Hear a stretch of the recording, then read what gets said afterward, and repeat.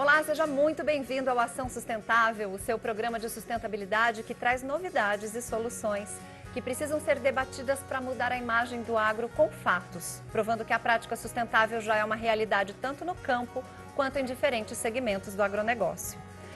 No programa de hoje, eu converso com o presidente da Yara, empresa especializada em tecnologias e defensivos para proteção de cultivos, o José Gonçalves do Amaral. Nós vamos falar sobre o desafio do setor em meio à pandemia do novo coronavírus e também sobre como a agricultura pode aumentar a produtividade de forma cada vez mais sustentável. No quadro Ideia Sustentável, vamos conhecer exemplos de empresas que adaptaram as linhas de produção para ajudar no combate à Covid-19 e ainda reduzir um pouco do prejuízo. O Ação Sustentável começa agora.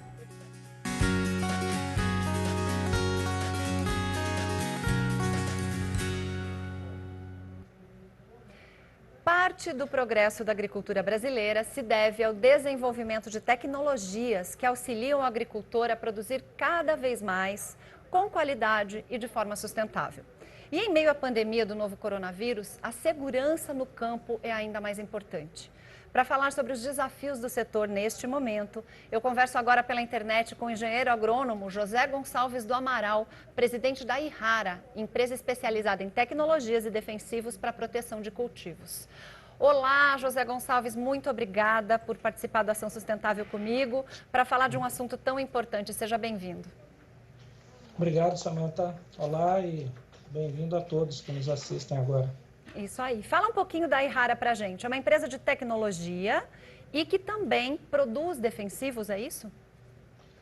Isso. A Yara, esse ano nós estamos celebrando 55 anos. É uma empresa brasileira de capital japonês. Então, são os japoneses que empreenderam há 55 anos atrás e desde então vem trazendo tecnologia para a agricultura brasileira. Então, o nosso foco é inovação, é geração de novas tecnologias que de fato possam contribuir para o ganho de produtividade e com menor custo ambiental também, né, com sustentabilidade para a agricultura. Então, o nosso desafio é, dia após dia, gerar novas tecnologias, novos produtos que possam contribuir para esse crescimento e competitividade da agricultura brasileira. Essa é a razão da Yara. Bem, quando a gente fala, né, que os japoneses empreenderam há 55 anos atrás, a gente sempre sabe que essa é uma coisa que a gente precisa aprender com os orientais. É sempre tudo a muito longo prazo, com caráter de definitividade, um passinho de cada vez. E isso faz com que realmente as empresas que têm essa expertise oriental por trás das suas filosofias, elas tenham uma filosofia mais interessante. A Yara já pensava em sustentabilidade quando isso não era moda? Sim, eu diria que é da cultura japonesa, né? Tem uma palavra, inclusive, que eu acho que cabe nesse momento, que é mottainai, né? Que é evitar desperdício, né? Em japonês. E entre outras expressões em japonês que são expressões seculares, né? Milenares, talvez. Então, é uma cultura que a gente já tem desde a nossa origem. E independente da popularização da palavra sustentabilidade, é algo que está em nosso DNA, né? Realmente praticar as nossas ações do dia a dia que de fato tenham esse pensamento, essa atitude sustentável, sabe? Reciclar, reduzir, reutilizar, né? Evitar desperdícios. Então isso está em nosso DNA, em tudo que a gente faz. Então é da nossa cultura. Eu trabalho aqui na Yara há 28 anos, então eu sou parte dessa cultura, né? A gente realmente procura fazer com muito cuidado em toda a cadeia, desde o nosso processo de desenvolvimento, na busca de tecnologia, o processo que a gente faz no Brasil de transformação, formulação. Então, nesse sentido, toda a nossa indústria está voltada aos controles de indicadores ligados à sustentabilidade, seja de consumo de água, energia, emissão de resíduos, efluentes ou coisas desse tipo, e também chegar com um produto com custo competitivo, né, que atenda à expectativa do agricultor em termos de resultado. Então, para nós, sustentabilidade é tudo isso e, claro, a questão social. Existiu durante muito tempo, e eu entendo que até dos últimos 10 anos para cá isso vem diminuindo, mas antigamente a ideia era ser sustentável é caro, do ponto de vista ambiental, E se excluía muito o fator economia da sustentabilidade, quando na verdade ele é intrínseco. Você consegue ver no Brasil de hoje, você que já tinha uma filosofia diferenciada por trabalhar numa empresa japonesa, você acha que o Brasil de hoje está mudando essa mentalidade? Consegue enxergar que a sustentabilidade é um retorno, inclusive, econômico? Sim, acredito sim que estamos evoluindo como humanidade, como sociedade, nesse sentido. É um processo evolutivo da humanidade, não tenho dúvida disso, né? E, sem dúvida, acho que nós enxergamos isso claramente, que estão intimamente ligados, né?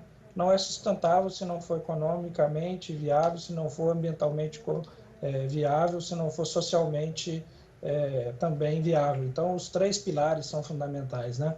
Eu vejo que sim, a sociedade está percebendo isso, né? A gente vê hoje preocupações nesse sentido que a gente não via antes. Acredito que nós temos muito a percorrer, não tenho dúvida disso, temos muito a percorrer, mas também marcos regulatórios, né? Nós tivemos aí no final do ano passado uma nova lei de saneamento também sendo aprovada pela Câmara dos Deputados, então acredito que a gente está avançando nisso. Acho que é um movimento de educação, conscientização e entendimento que, de fato, cuidado ambiental é também cuidar de todos os pilares. Nós não temos como ser economicamente viáveis se nós não formos ambientalmente viáveis, responsáveis, né? A imagem que o país passa hoje, acho que passa por isso também. A gente realmente tem que cuidar da questão ambiental para que a gente possa ser reconhecido como um país que cuida desses pilares. Sem dúvida. O fato de ser um fabricante ou você, eu não sei se vende lá, duas perguntas em uma só. Como é que é o processo de fabricação de defensivos? Se ele já vem pronto, vocês misturam somente ou se vocês fabricam aqui no Brasil? E o fato de estar exatamente ligado a esse mercado, que é um mercado tão desconhecido e, portanto, tão finalizado, tem uma imagem, infelizmente, no Brasil, né, um pouco deturpada com relação a isso. A nossa lei ainda chama de agrotóxicos, quando, na verdade, são defensivos, pesticidas e etc. Mas isso não mancha um pouco da imagem de vocês aqui? Como é que vocês trabalham com isso? Ok, veja, primeiro a primeira pergunta que você fez em relação o que fazemos no Brasil, né? Nós importamos os ingredientes ativos, principalmente do Japão, né, as moléculas, e no Brasil a gente processa, a gente formula, então nós fazemos diferentes formulações dentro da nossa planta e entregamos esses produtos aos agricultores. Então, em toda essa cadeia, a gente tem essa preocupação nos pilares de sustentabilidade. Tá? Em relação à imagem, eu diria, da nossa indústria como um todo, né? Como você disse, a gente chama de agrônomos, né? Eu vejo que é um processo que também ele é evolutivo, né? E tem talvez uma razão de existir. Eu sou filho de agricultores, né? E na minha infância a gente utilizava lá os defensivos e sem realmente ter um conhecimento, ter um entendimento dos riscos, né? Sem ter a clareza dos perigos. E hoje eu vejo que isso tem mudado muito. A indústria como um todo, e nós especialmente, a Errara, nós temos investido muito na educação dos agricultores, especialmente dos pequenos agricultores que têm mais dificuldade em ter acesso a essa informação, ainda que hoje a informação está muito mais acessível, né, com as mídias digitais, mas nós temos investido muito nesse aspecto para que realmente a gente possa educar os agricultores, conscientizar dos riscos, né? De fato, como qualquer medicamento que a gente utiliza para a nossa saúde, né? Também tem a sua dose certa, a maneira de ser utilizado, e assim são os defensivos. Né? Precisa ser utilizado na dose certa, no momento correto, para o alvo certo, né? Com os devidos cuidados de proteção. E nesse sentido a gente tem feito bastante desde que nós lançamos o Cultivida em 2012. Esse Cultivida aí, eu quero falar dele no próximo bloco, que a gente vai ter mais tempo, mas antes de acabar esse bloco, eu vou fazer uma pergunta bem rápida. Nesse processo da Covid-19, nesse processo de crise agora, houve uma mudança de postura dentro da empresa? Estão fazendo home office? Como é que está funcionando isso? Nós tomamos diversas medidas, né, de prevenção, com certeza, e o home office é uma delas, né? Em toda a parte administrativa ou nas funções que isso foi possível, nós chegamos a ter 80% de home office, talvez até mais em algum momento, né? e temos mantido aí uma rotatividade, né, das pessoas em home office, essa é uma medida, e outras para as pessoas que têm atividades essenciais aqui na companhia, também medidas de higienização, de sanitização, seja de ônibus de transporte, sejam nos nossos utensílios aqui, desde a entrada. Nós tínhamos catracas de controle de entrada, a gente abriu isso, utilizamos apenas cartão. Nos nossos restaurantes também, nós adotamos distanciamento para que a gente possa ter menos proximidade das pessoas. Reuniões com poucas pessoas também, a maior parte, ainda que estejam aqui em salas diferentes, então evitando realmente o contato. E no processo produtivo ainda com mais aspectos de segurança, a gente costuma ter um diário... discussão diária de segurança, né, que a gente faz presencial, era em grupo, a gente mudou isso utilizando mídias digitais, como o WhatsApp, por exemplo, para poder fazer esse diálogo diário de segurança. Então, uma série de medidas a gente vem tomando preventivas, né, e temos também um plano de contingência, se eventualmente tivermos alguma situação. Felizmente, até hoje, não tivemos nenhum caso, nenhum sintoma relevante. Pessoas que estavam em viagem ficaram em quarentena. Não estamos recebendo visitas também aqui. Então, estamos tomando todas as medidas para que isso, de fato, passe de forma ilesa. A mais segura possível. Não, maravilha. Eu vou pedir, então, que você me aguarde um instantinho, eu vou pedir um intervalo, a gente vai falar um pouquinho aqui, mas eu já gostaria de voltar para a gente falar exatamente desse programa de vocês, que é muito interessante. Até já, ok? Até já. Bem, a gente dá uma paradinha, porque agora é hora de esclarecer a sua dúvida. A pergunta que chega aqui hoje é a seguinte: doutora Samantha, o que é o tal de compliance? É verdade que o compliance ambiental é necessário para que eu possa, por exemplo, emitir um título verde, fazer um projeto da minha área para que eu possa buscar investidor fora? Pergunta muito interessante. A gente vai para um intervalinho, mas na volta a gente continua, eu te respondo isso, e a gente continua a entrevista com o presidente da IHARA, José Gonçalves do Amaral. A gente volta já.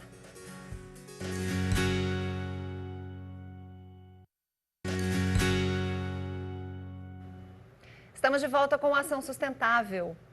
No primeiro bloco do programa, a gente deixou em aberto aqui a questão do compliance. Que nome bacana para uma coisa que eu não sei o que é. Muita gente não sabe o que é, mas está na moda. Compliance quer dizer conformidade. Vamos colocar o seguinte: você fazer uma compliance, um processo de compliance na sua empresa, na sua fazenda, na sua produção, é você aumentar os olhos de fiscais. Fiscais da fazenda, fiscais do meio ambiente, fiscais da saúde, todos os fiscais públicos que poderiam lhe pedir informações.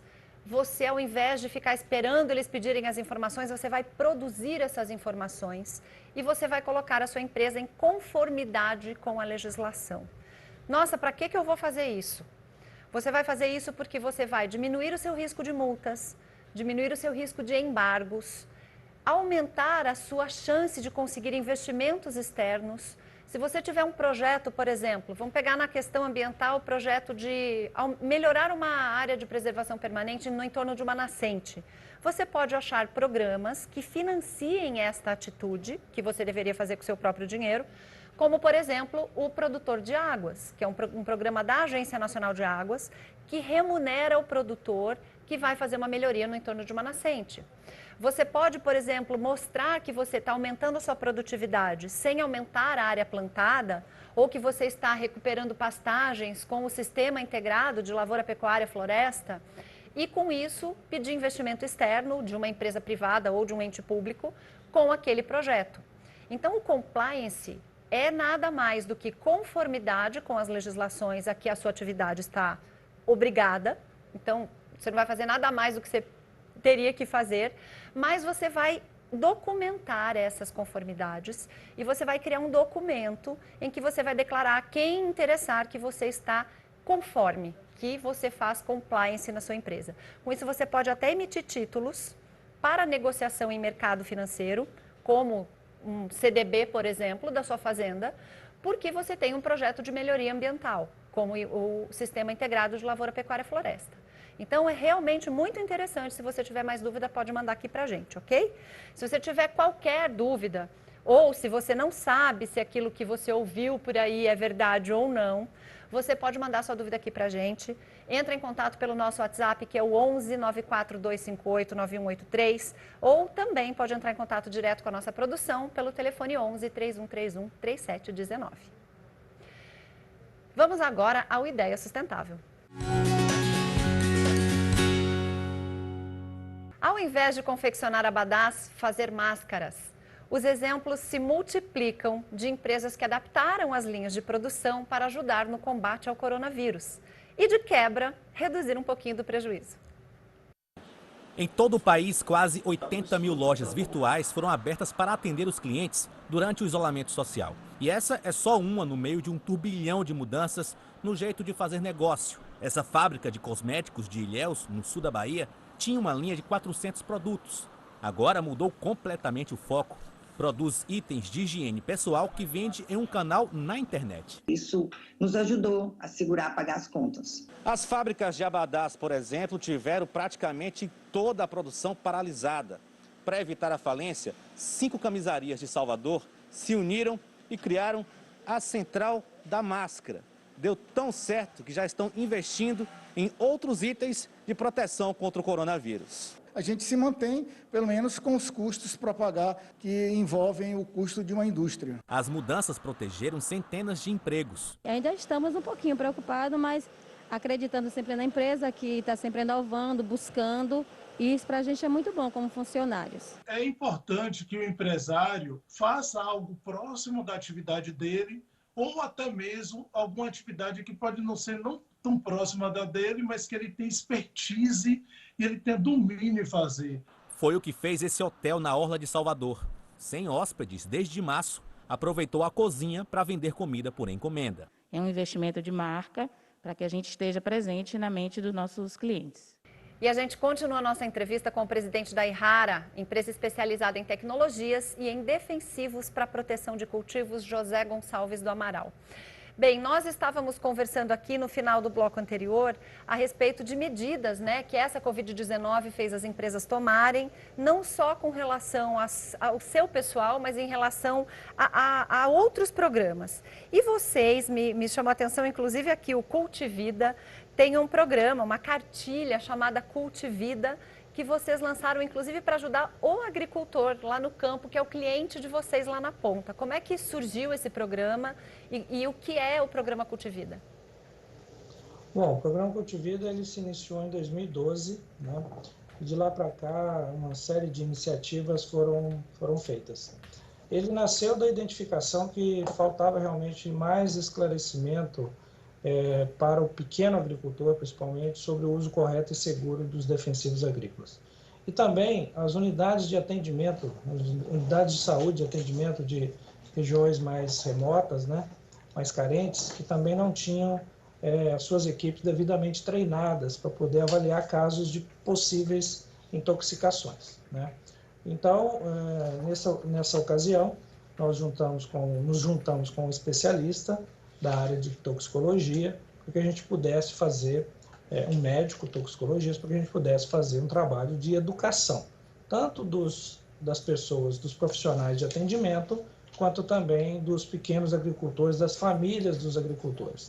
Então, esse trabalho percorreu mais de 21 municípios em 3 estados, e também, paralelamente a isso, desde então, nós começamos a entregar para esses agricultores, de forma gratuita, EPIs, que são os equipamentos de proteção individual. E nesses últimos anos nós entregamos mais de 400 EPIs e só esse ano nossa expectativa é chegar próximo a 200 mil. Como uma referência, a gente não tem um dado concreto de pesquisa, mas no Brasil se utiliza ou se comercializa algo em torno de 800 mil. Então é bastante relevante essa nossa contribuição. Super significativo, sim. Exato. E mais do que a distribuição, é a conscientização. Acreditamos realmente que a gente precisa de todas as oportunidades como essa que a gente está tendo aqui, realmente de levar a mensagem para o agricultor que sim, os produtos são importantes, eles devem ser utilizados para o controle das doenças, de forma correta, na hora certa, e o agricultor, o aplicador, precisa se proteger. porque de fato, se ele se expuser, ele tem o risco de uma intoxicação. Então, realmente, ele deve se proteger para que isso não aconteça. Então, a gente precisa conscientizá-lo disso. Como eu falei, eu sou de origem rural, eu sei como que é isso, né? Então, realmente, a gente precisa levar esse conhecimento aos agricultores, sensibilizá-los. Simplesmente eu entrego o EPI, mas se ele não tiver sensibilizado, também não vai ter o efeito desejado. Era isso então, que eu ia perguntar, não é só entregar, é entregar o EPI e fazer o pós. Como é que vocês fazem esse pós? Fazemos um antes, durante e pós, na verdade. Então, para isso, a gente conta também com os nossos parceiros locais, né, regionais, que são os nossos distribuidores. Então, a gente faz junto com eles isso. Nós não temos braço, pessoas em número suficiente para atingir milhões de produtores como a gente tem no Brasil. Então, a gente utiliza disso e o trabalho dos nossos clientes, distribuidores, revendas, cooperativas é fundamental. Então, a gente faz isso junto com eles, através das nossas reuniões, junto com os agricultores, nas comunidades rurais, orientando sobre o cuidado do uso, sobre o uso correto dos defensivos, sobre a proteção. Também explicamos como utilizar, como vestir, como lavar esses equipamentos, o pós-uso, a quantidade de vezes que pode ser reutilizado, porque isso também tem uma vida útil, tá certo? Então, isso tudo a gente explica através dessas ações locais.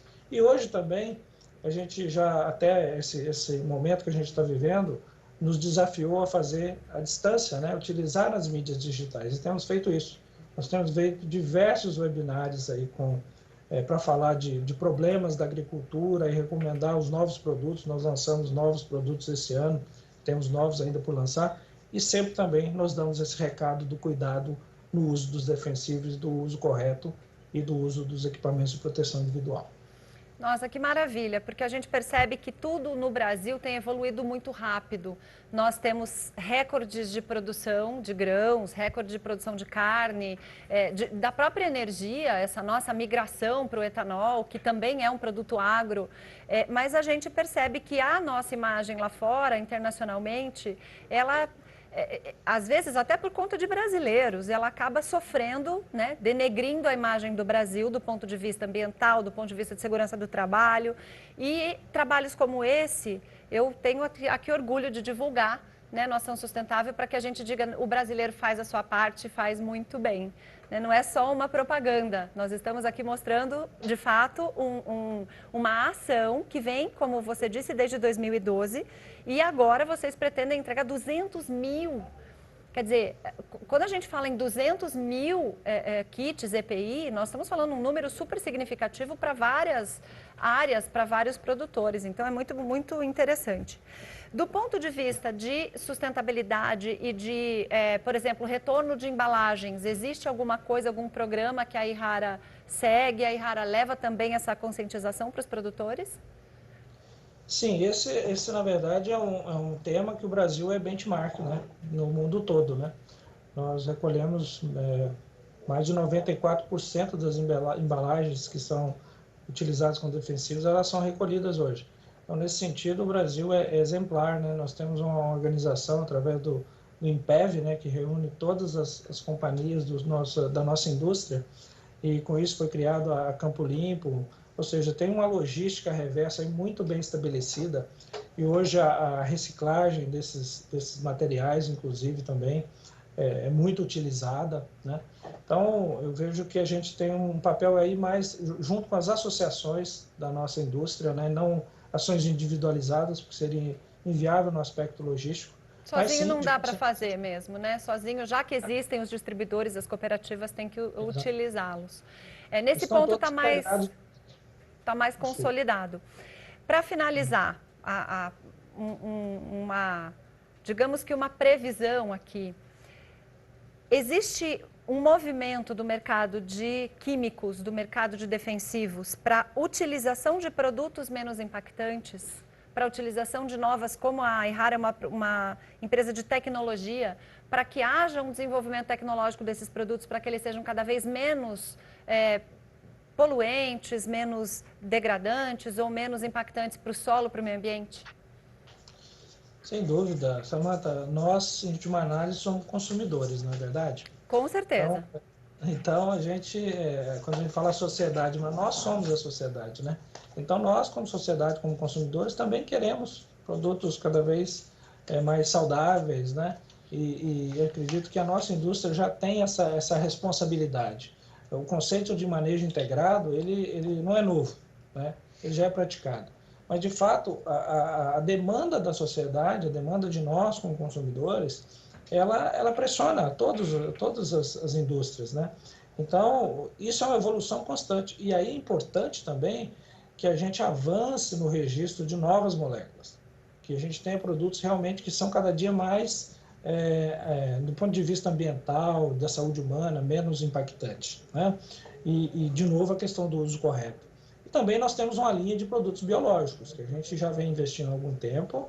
Hoje nós temos um produto que ele é o primeiro produto que foi lançado para uso pós-colheita, que é o EcoShot, né? Ou seja, no momento da pré ou pós-colheita ele pode ser aplicado para que tenha mais durabilidade. É um produto sem nenhum risco para a saúde humana. Então, nesse sentido também nós temos novos projetos, novos produtos em desenvolvimento, sejam eles biológicos ou químicos, mas sempre com essa busca de menor dose, menor impacto. Isso é uma demanda que não tem volta. E a gente precisa acabar com esse mito de, estão liberando muito novas moléculas. Sim, quanto mais novas moléculas, menos impactantes, melhor tecnologia. É um mito que está, uma coisa que precisa ser invertida, né? A gente espera que sim. Eu vejo, desculpa o momento agora que estamos passando, né? A ansiedade que estamos por uma solução, uma tecnologia que resolva essa questão do vírus, né? Sim. Uma vacina que resolva isso, uma medicação que salve as vidas, né? E de novo, falamos muito aí na ciência, né? E é isso, o caminho é esse, né? Então, veja, em todos os aspectos, da agricultura não é diferente. Não, exatamente. Né? São as novas soluções, as inovações tecnológicas que vão fazer realmente a gente produzir mais com menos. Menos áreas abertas, produzir mais na mesma área. E o Brasil é exemplo disso, né? Só olhar o histórico de área cultivada e produção. Não, só subindo produtividade. Olha, muito obrigada, muito esclarecedora, muito enriquecedora a sua entrevista. Muito obrigada pelo seu tempo, obrigada a Ihara. E o Ação Sustentável está com o espaço aberto. Quando tiver uma nova tecnologia, uma nova molécula, uma nova proposta, nós queremos divulgar, ok? Eu que agradeço pelo tempo. Obrigada. Bem, o Ação Sustentável fica por aqui e se você quiser rever o conteúdo desse programa, é só acessar a nossa página na internet, www.tvterraviva.com.br ou no aplicativo do canal disponível no Google Play e também na Apple Store. Muito obrigada pela sua companhia de sempre e até o próximo Ação Sustentável.